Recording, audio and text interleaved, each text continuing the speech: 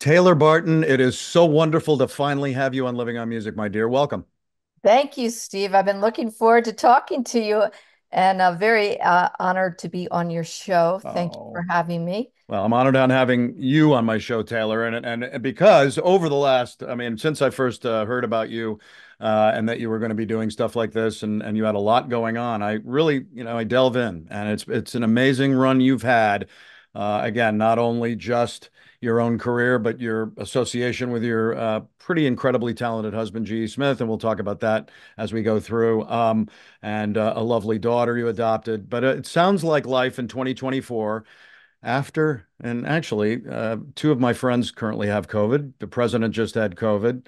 Jim Ebert, who is the head of Cancer Can Rock, who I MC with, and I play those shows too a lot. He's in Stockholm with COVID. So Oh. it's still hovering. But how are you doing in 2024? How did you get through those last 3 years? Well, for us, for the whole family, it was a really creative time for us because, Right. to be able to stay home and just focus on art for that long a time was amazing because usually, especially GE, he was never home, for more than a day or two. Right. But during that period of time, he did a new record with Leroy Bell, which is Tom Bell's nephew, really beautiful singer. I wrote this book, Condom Eddie, and um, did all this new music that Right. we're working on. I Right. also took 7 courses at Johns Hopkins, positive psychology, and became a positive psychologist. It was either become a real estate agent or positive psychology. And I thought, oh, I'll do that. And I learned to play bridge online. Oh my So God. I thought it was a really amazing period. And then, of course, the music industry was decimated. There Yep. was Yep. nothing we could do about it, but we got creative. We started doing Yes. shows where we were inside, the audience was outside, and they'd be filming the show. I mean, it was astonishing to me how the community really could come up with the tools that as quick as Zoom surfaced. Yeah. I mean, it was just amazing how, when pushed to the wall, people just, come together and figure a solution. And That it was they amazing. did. This show, I've been a music journalist for about 25 years. I've been in television for 40 years in Washington and around the country and had a great run.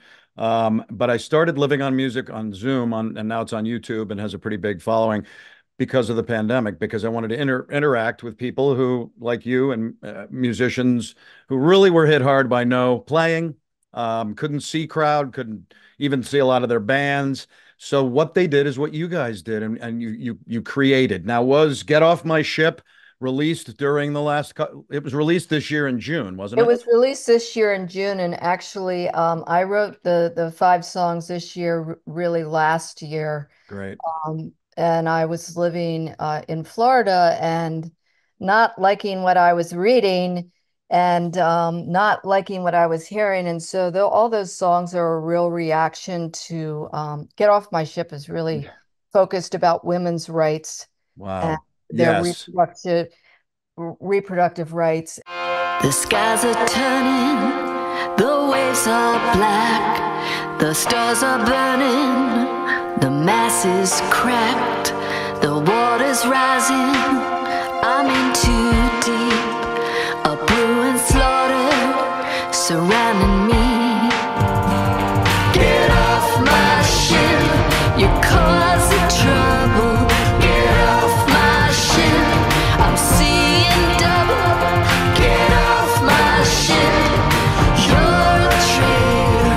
Get off my ship, I'll see you later.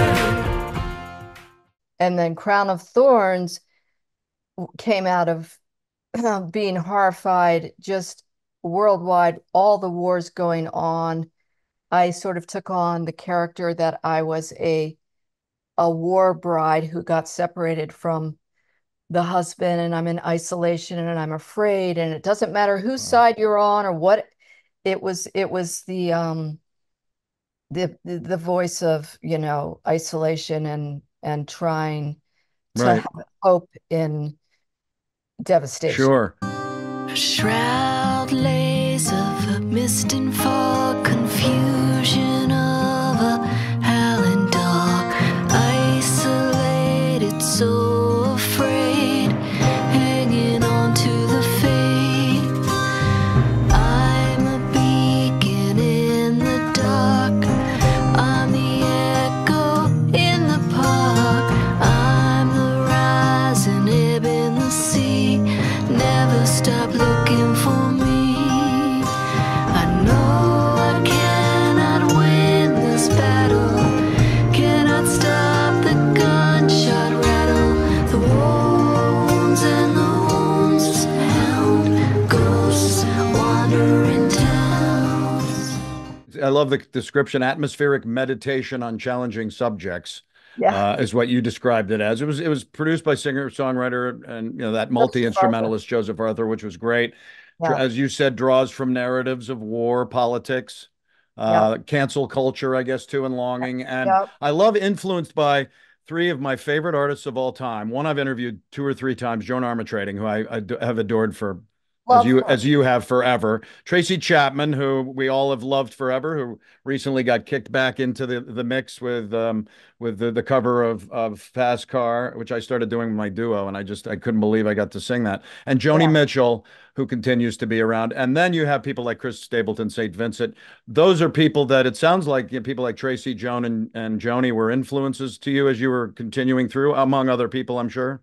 Yeah, they were definitely Joni first, the first up, as when I was a young child, growing up in Baltimore. Yay. I, played like three of her records to fall asleep, Court and Spark, Ladies of the Canyon, and Blue. Wow. And I Yes. just sort of like by osmosis, like inhaled her. She was my Bible. And Trace, Were you born in Baltimore? I was, yeah, I was. So was my 28-year-old son, Benjamin. So Really? there you go. He was born at Union Hospital, I guess the one that Yeah. was up. I don't know if it's still. I think is it still going? I don't know.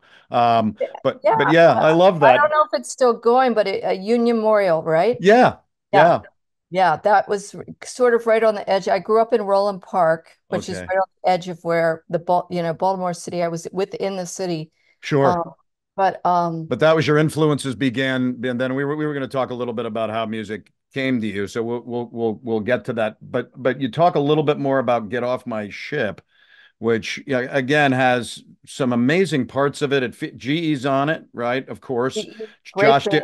Josh Dion, was that his name? Chuck Josh Low. Dion, who's a Yes. beautiful drummer, singer, and then Joseph, who in his own right is a Grammy nominated, powerhouse.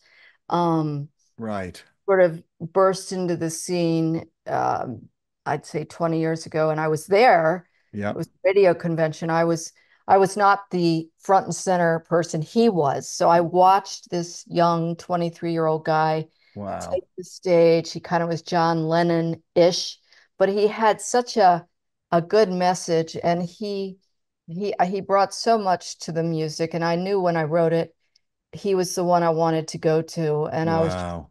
so happy he agreed to do it. It took a while to get Yeah. him to pay attention, and then when he did, he really did such a wonderful job. So, um, Joseph, and then of course GE is my always, we flesh everything out together. Whether he does his own music, he'll play it for me, and I produced his record for him. Yes. Did not produce this record for me. We threw this to Joseph, but he played everything, and then we gave it to Joseph.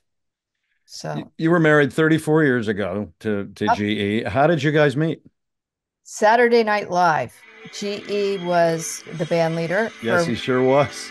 and I, at the time, I was a theater person. I was a dancer and a singer, and I got called on the show by a choreographer to come do a cameo shot of stormy weather for Valentine's Day. So I was Oh, dancing with this other guy who I was in a show with, and GE was the musician playing the music. So he asked me out for a cup of coffee, and I said no. And he came to this show that we were doing, and I was like, this is interesting. And then he said, "Do you want to come see me play with Bob Dylan?" And I said, "Yeah, yeah, I'll do that." And by that, sure. I had moved to LA, and he took me to see Bob, and then I was like, "That's it, I'm in."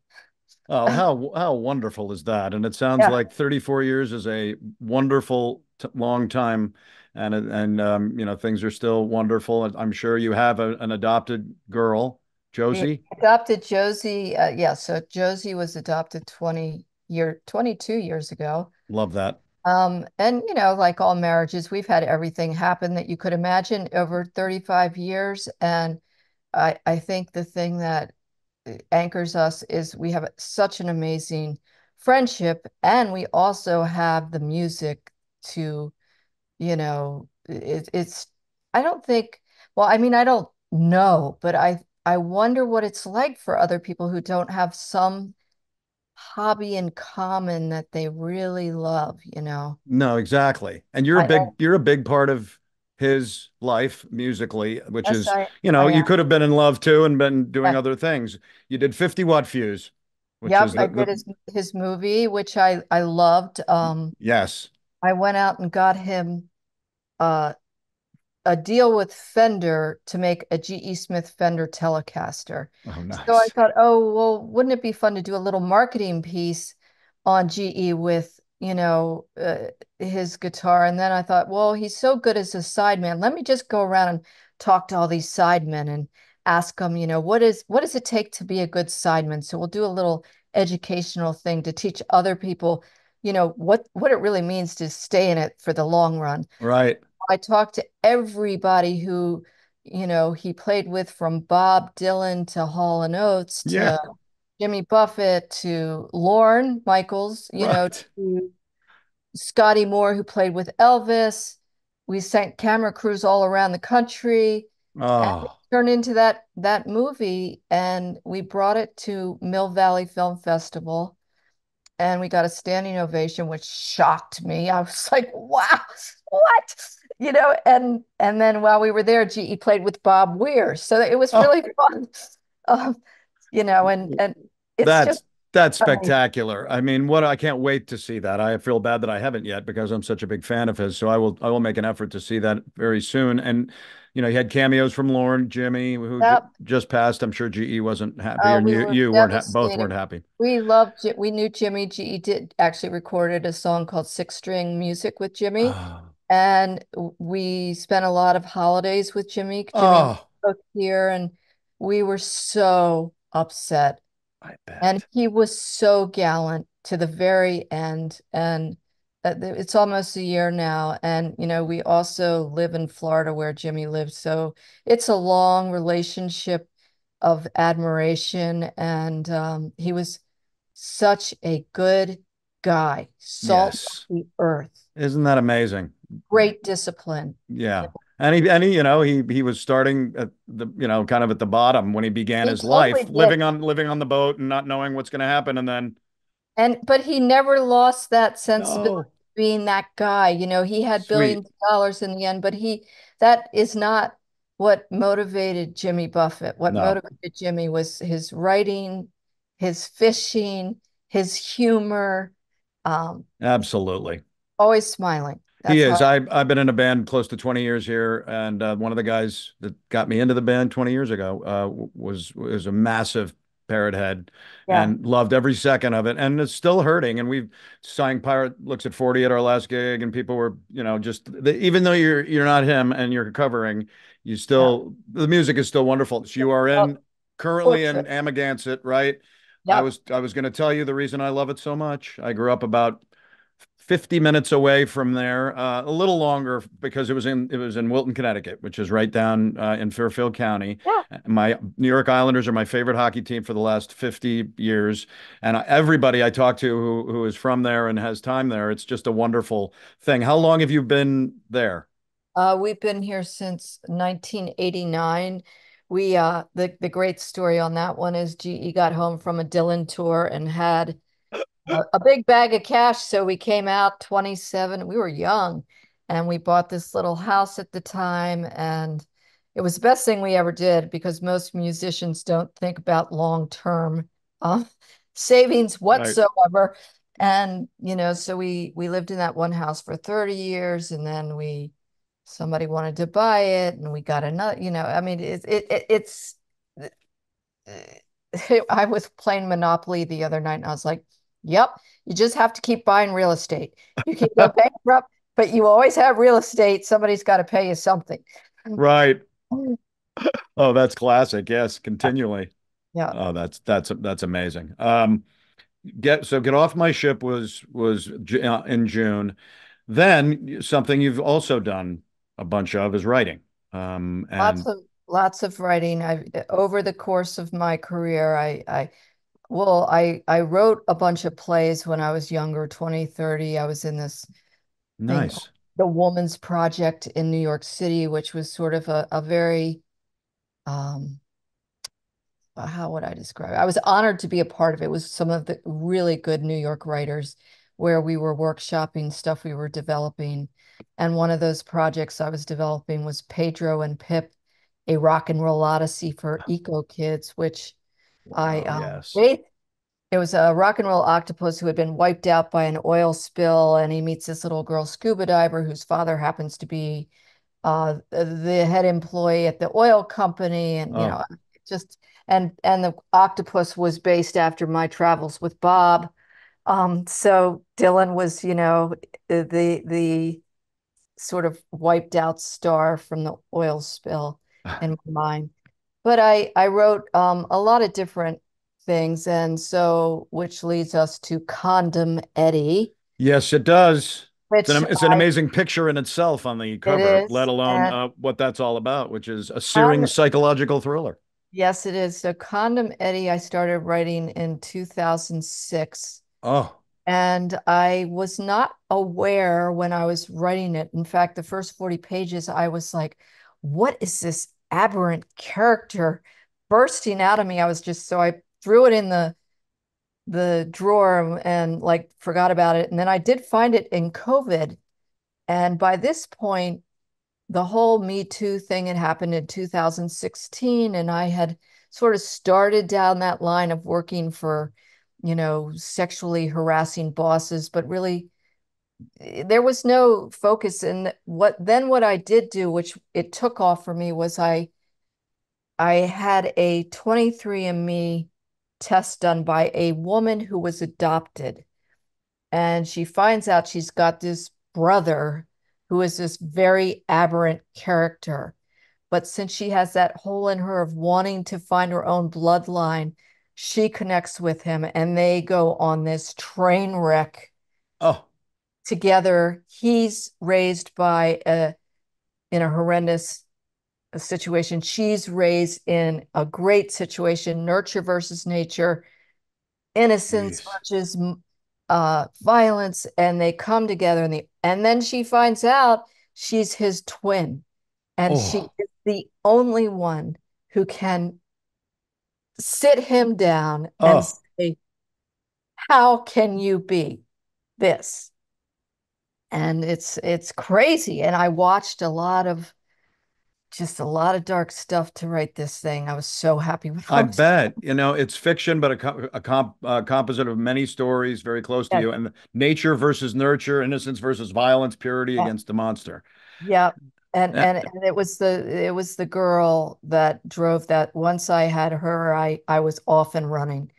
Oh my gosh. You also, and when did that get released, Taylor? That came out also, they came out together. I made a decision that I was gonna do Yeah. these projects together because at this point in my life, it wasn't there was no calculating what the public's going to think. Okay. It's let me put it out there because I do read and play as a performance. I will do some, songs and stuff, and then I'll read a little, and then I'll do some songs. And I found a way to bring all the things that I did together. So that's for me very natural. It's not that natural for every other person, but because I was wearing all these different hats in my life, producing behind the scenes, in front of the scenes, it just seemed like why, this is very easy for me to do. Oh, wow. That's So, wonderful. Yeah. I also really do enjoy producing shows. I'm not an artist who, it's all about me. I really appreciate the people on stage with me. I really appreciate other artists. And one of the things I loved about creating portraits for GE was that there's all these beautiful artists that especially maybe people would not hear because they just aren't that steeped in music. Hmm. And we were bringing amazing artists that everybody else seems to know in the world, but maybe not, like the Avett Brothers, Yes. the Dawes, Valerie June. I don't know if you know about her. She is blowing up right now. Wow. Uh, Roger Waters, Billy Squire. Well, Roger Waters. I mean, like what? I mean, Billy Squire. Yeah, Yeah. These that's guys, Ethan Hawke, they yeah, all they're also, they're known for some, not the musicians, but Ethan and Kevin are, actors who sing. I love to show, well, how do you work that process out on stage? And they both, Ethan was amazing. Kevin is the right. greatest guy. Yeah. So great. Yeah, I've been trying to get him now for about the last year, but what has he done? Like three movies. He's still touring with his brother. They just played With the his Birchmere brother. here. Yeah. I got to talk to him, and it'll be a lot about music because that's what my show is. But I also I can't not talk to him about the soap opera I used to watch him on, No, of and course. He and maybe loves music. He loves to talk about music. well, I would love to do that, and we'll see where that goes. You also had three. You just talked about Pedro and Pip, which again was a call to eco kids, and it had a 13 song score, and was the Yes. first. And you combined music and text, and it went on iBooks. I mean, that had to be a really wonderful experience to do both at once. It was, and I pioneered that one too because I was getting frustrated. I'm sure you remember back in the day. It's like, well, here's the song, but you got to click on this thing to go to that site to get the song up, and who's going to really go that far? Right, So I begged. Uh, it was Book Baby. I said, I know you guys know how to do this. right, Somebody behind the scenes can figure out how we can put the song into the thing, and they just hit the song and it plays. They figured it out, and I was so excited. And then that book got bought by Discovery so that it could be put into middle schools. And I wrote a little sustainability course, mm, a sustainability course, to teach them, how they could make a difference with, not putting plastic in the ocean and all the right, different things. But it was very satisfying to me. And the thing that I'm the most proud of, and the thing that I started that when I was 28. I did that as a theater show in the city. And it was supposed to go on to Disney and it got optioned, but it didn't get done. wow. And so when I got into my 50s, I was like, I was always so proud of this. Let me just pull this together. And I put it out that way. Oh, that's So that's wonderful. Again, the talents you have with your different things that you've been doing for your whole life are really wonderful and kind of cross across a bunch of spectrums. I love the fact though, Vanity Fair, her voice is beautiful and seductive. Rolling Stone, I mean, calls you beguiling. So there's those are wonderful quotes to have. The beautiful and seductive voice thing. Born in Baltimore, just wanted to talk a little bit about how you got music into your soul, because that's what I talk with every guest I have is where the music came from. Was it from your parents, from siblings? Where was the influence? And then, again, some of the bingo highlights. You have 10 albums, right? 10 12, critically acclaimed 12. solo. 12. Are Yeah. they 12 now? Yeah. 12 critically acclaimed solo albums and all available across everywhere.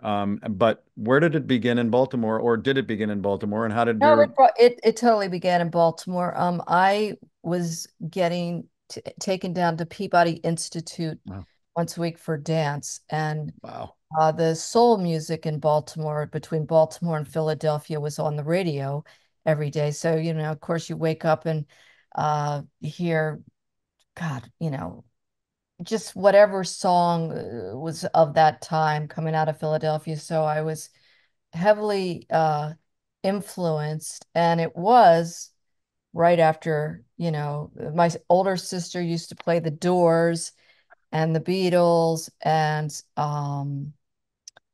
and the Rolling Stones, and I just loved it. And great, my good grandfather, taste. my grandfather was a player too, but I just love rock and roll. And then I think the first concert I went to in the Civic Center was Steve Miller, and the Oh, second was Grateful Dead. So then I became oh, a Deadhead. And fabulous. We just saw Steve Miller last summer up down over yeah, in Delaware, 80 years old, and he yep, sounded fabulous. he's great. And we Yep. did a gig with him two Oh, summers ago for Tunnels for Towers, Towers for Tunnels. It was is for the 9/11 oh, in the city. He was yeah. on that gig. John Fogerty was on that gig. Oh, No, so John Fogerty's like coming out of the radio. I'm like, this is my stuff. I'm right. This is it. And Fleetwood Mac, huge Fleetwood Mac fan.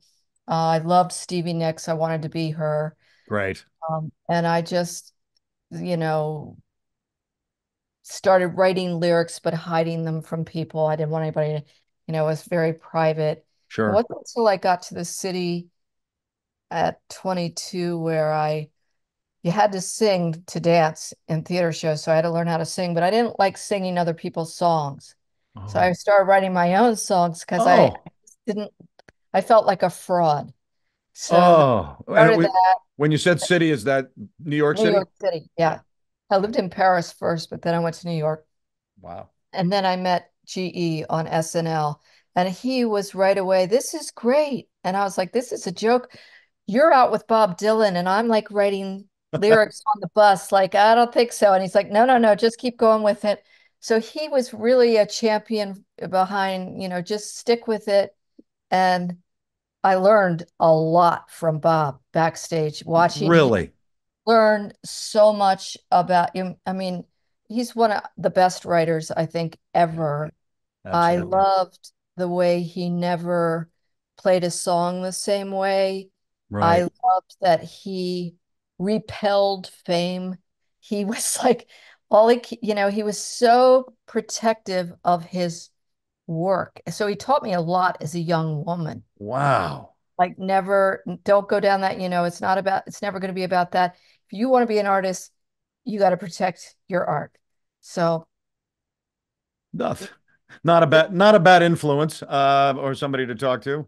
He's he's relatively good. I've seen him three or probably four or five times in my life, and it's been an interesting run each time. He's had some one gig he played mostly anything but Dylan, and this I guess this recent time he's playing the piano all the time now instead of the guitar. So yeah, I that's think he has a little arthritis going on. He's in yeah.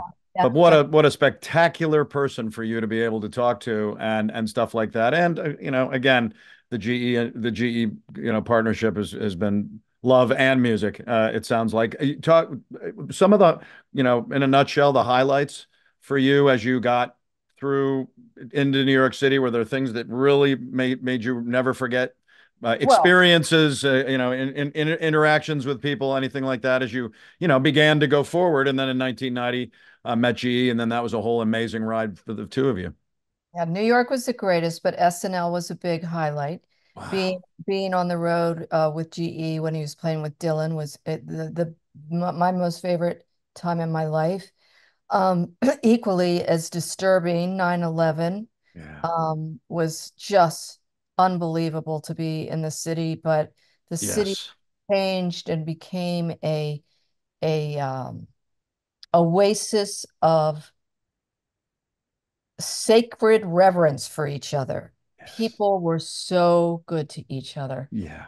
And That is yeah, that's amazing. You were in New York City for that incredible thing. I was vice president of marketing for the CBS affiliate here in town, or actually it was the Fox affiliate at that point, and came in and I heard Howard Stern on the radio on the way to work going, "Hey, what's going on?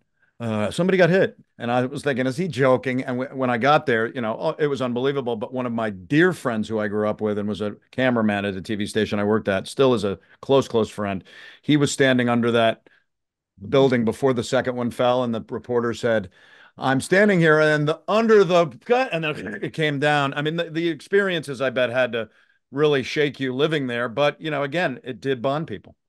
it bonded people. And yeah, it was just stunning. It just rebooted the whole ex inner experience. So what else? 50-watt fuse, making that was a great moment in my Can't life wait to see that. Yeah. without even trying. It's a little dated now. GE looks different. He's much skinnier today.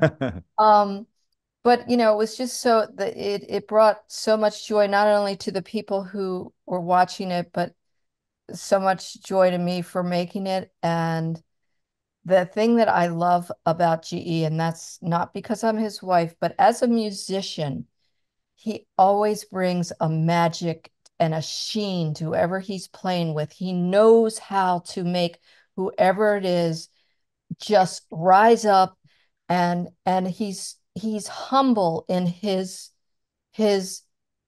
uh his description around. I mean, it's always so beautiful. And he's, as a person, he's a very kind, shy man. Neat. But as a performer, his talent is bold and huge. Yes. People think that's who he is, but that is not who he is. And Sweet. so I asked him once, I was like, do you ever feel like your talent is just like uh suffocating in a way, because it's it takes so much effort to for his the guy behind it to, and he's like, it's been an interesting uh dance, but he's just amazing. And like who he plays with, how he plays with each different person he plays with, it's always remarkable. And sometimes he's never even heard somebody's music before, and he walks out on stage just, people are like, what? Yes. And I mean, those thoughts you just shared are really sweet to do because nobody has those. A lot of people feel things about him, but nobody's as close. And I love you talking like that because I was just a visual guy of his, but a music fanatic and a fan for so many years and would always love to see that Saturday Night Live band, just even the shot of them just playing between arts and sets and things like that because he did have a presence. I wonder if I saw him with Dylan and that you were there because That was, it was back uh, when. that was in 88 to Yeah. 93, 94. He was there all the time. He was like doing a show at Saturday Night Live and then like flying to Bolivia and playing with Bob and then coming back. He was really working. But the best thing that they did, Bob and GE, was they had an acoustic set within the thing, and it would just be GE and Bob. And it was just Oh, so moving. oh my It God. was so beautiful. And I know GE would love to play with Bob again. I bet. I know he would. And Bob, Bob still has the bass player GE brought to him, Tony Garnier. Yes. Oh We my love and God. adore. And he had to make a decision, and he made the decision to stay with SNL, and Bob was it.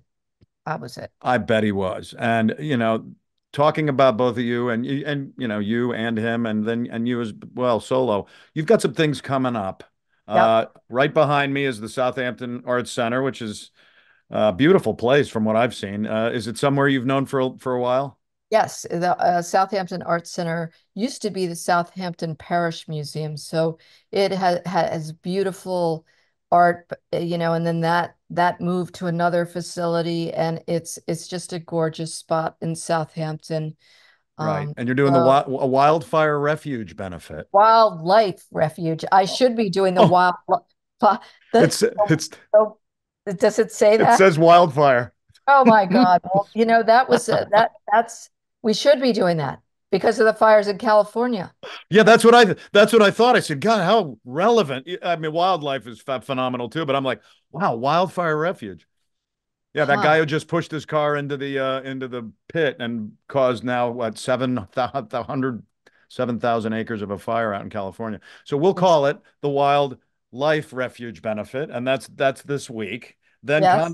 The Condom Eddie novel celebration is in a week. Well, the show may air after we talked about this, but I just love showing people what you're doing, and then you're doing the G.E. Smith's portraits. And what is the future looking like over the next maybe year or two? Are you looking to do more music, continue the writing? And what has GE got in store? Well, GE's got a lot of gigs coming up in the fall, and he's teaching a guitar camp with Jim Weeder and Larry Campbell in Oh, called the Big River. But it's a bunch of beautiful guitar players teaching people in Woodstock. oh, It's like a 4-day workshop, and then they're going to play up there. perfect. And then I think Simon, Kirk, and GE are going to California to do some gigs. Not sure where or what yet. Um, and whatever comes up, we're doing. Oh, But wow. as far as what I am doing, Yeah. I have new music, but I'm like, I'm going to take a little time. I think I want to travel a little bit because I need to sort of uh I don't know what I'm going to write about next, but I'm sure it's going to be something light after Condom Eddie. That's Any living with that character for whatever 4 years has been enough. This is about children growing up in a small neighborhood and having fun. I Yeah, mean, what exactly. do you think you have a topic or you're still moding it? Um, I don't know. You know what I think? I might do a collaboration with my daughter because my daughter, well, Oh, first of all, she's incredibly intelligent, but we as a family, GE loves Civil War songs, and she ooh, was obsessed with Emily Dickinson poems. So I oh, said, let's go through her archives and find something in the Civil War oh. realm, and Daddy will do the music, and I'm going to do the overarching tying together. And, I grew up in Baltimore. My family came from Virginia. I'm sure I can find lots of just cellular stuff to like pull together through the eyes of Emily Dickinson's poems. And I Wow. want it to be in a interactive, immersive thing like the Van Gogh thing. I don't know Sure. if you saw it, the Van Gogh in the museums, but my daughter and I went to Paris to see that. And Yes. You just went to that Van Gogh yeah, yeah, the animated environment thing. Oh yeah, my yeah, God. yeah. That So the one in DC in the big building and you're like, yeah, what in the heck? yeah. So I'm Amazing. trying to figure a way to sort of bring that to a different platform. Uh, That's what I think I'm going to work on next. you told me offline earlier, but your daughter was adopted from, China. and So it's look what life she has with the two of you. And amazing. oh my God, she must be very, very grateful in a 22-year-old way. She says that people tell her we're really nice parents, but she says, but they don't really know you. I Um, right, but right. she's hysterical, and sometimes say to her, "Well, why do you think I was the one that was your mother?" And she said, "Because you got me to Amsterdam." Oh, oh She's God. so obsessed with Van Gogh, and I'm like, okay, Oh my another God. life. No, that's beautiful. Well, it sounds, Taylor, like things are pretty wonderful for you guys, and I wish you the very, very best. I would love to see GE play. I'd love to see you play. I'd love to Oh, see. So if we'll you keep in come up touch. here, we would love to have you anywhere. If you're in our vicinity, just shoot us a message. GE should be playing the Birchmere with Masters of the Telecasters. We have played Ram's Head in Oh, Annapolis. Is that what it's called? yeah, yeah. Ram's a sweet And place, Birchmere, but we haven't been to Washington lately. So or the right? city winery there. We were there at the city winery as well. Oh, great. Yeah, the Yeah. Birchmere has become a incredible place for me. I became very close with Gary Olsey, the owner, who just died Oh, a year really? ago, a little over a year ago. And I had him on Living on Music, walking through the Birchmere with him, talking about their book, All Roads Lead to the Birchmere, that he wrote with Stephen Love Moore. that. And incredible man, incredible place. In fact, we just found out today we're going to go in December to see Hot Tuna Acoustic there because Okay, that's their acoustic is phenomenal. well, let's just leave with GE's played with Hot Tuna as well, all over the place, and was in that band with Jack for a while. I mean, Oh, and Yorma did one of our portrait shows, but we love Yorma. We're very close to Yorma and Vanessa and Jack. So I love we're gonna that. have a great time. Yeah, the last time we saw them at the Wolf Trap, around here, the wonderful outdoor amphitheater, they were spectacular. I'm like, we got to go in December to see the Birchmere. But anyway, I wish you both the very best. And Thank you so much for having me on the show. oh, I I love. loved it. I hope Love chatting with I'm you. so glad you did, and really be proud of yourself. And also, you just seem very, very sweet and humble too, with this amazing world you got going. And keep in close touch, though, please. I'd love to see you guys. Okay, thanks, Steve. Thanks.